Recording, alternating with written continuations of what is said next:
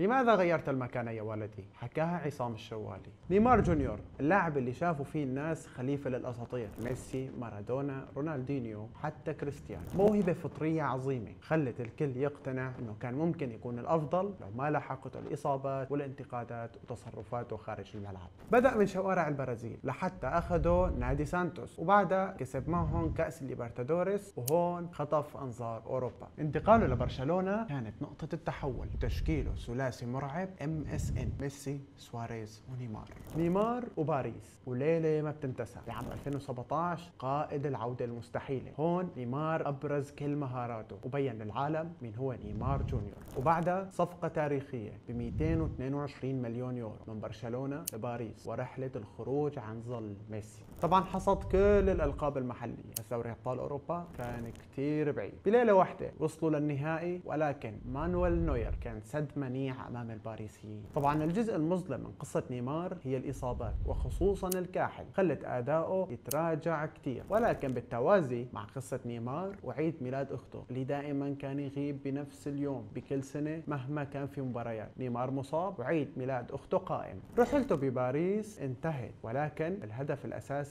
ما كان موجود، ذات الأذنين. وبعدها انتقل للهلال، ولكن الإصابة كانت محطة رئيسية بتغير الوجهة لنيمار. فبعد روحته للهلال انصاب بقطع بالرباط الصليبي، ولعب معهم 4 أو 5 مباريات، وتبقى كان كلهم إصابة، إلى أن عاد للبرازيل تحت سانتوس باحثا عن المجد وباحثا عن عودة مستواه للالتحاق بكأس العالم بأمريكا 2026. وهون هي الفرصة الأخيرة لنيمار لحتى يحول قصته من لو لقصة إعجازية.